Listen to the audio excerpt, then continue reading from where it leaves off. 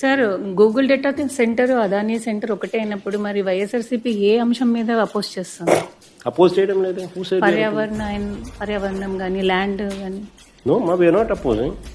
In fact we're supporting this. మేము initiative తీసుకున్నాం కాబట్టి ఇది జరిగింది. అంటే కొంతమంది అక్కడ పర్యావరణం గురించి మాట్లాడుతున్నారు. పర్యావరణం గురించి ఎవరో మాట్లాడుతూ ఉన్నారు అనే దానికి నువ్వు నన్ను అడిగితే నేనేం చెప్పగలుగుతాను? Ultimately at the end of the day రాష్ట్రం అన్నది ఏఐ యుగంలో ఉంది. ఏఐ యుగము, క్వాంటమ్ కంప్యూటింగు, ఈ యుగాలు లేకపోతా ఉన్నాం మనం. అండ్ వీటికి అన్నిటికీ కూడా హబ్ అనేది డేటా సెంటర్. ఈ డేటా సెంటర్స్ అనేటివి లేకపోతే ఫర్దర్ ఎవల్యూషన్ అనేది ఉండదు. So it's a must that the ecosystem build కావాలి అని అంటే డేటా సెంటర్ ఉంటేనే ఎకోసిస్టమ్ బిల్డ్ అవుతుంది. So there should be a certain capacity of data centres supporting the entire ecosystem.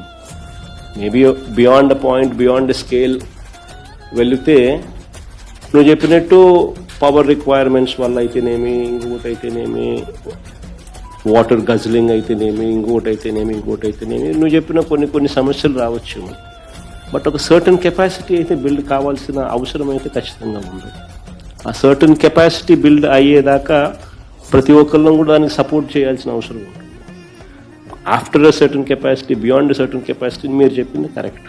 But up to a certain capacity ecosystem మొత్తం build కావాలి అని అంటే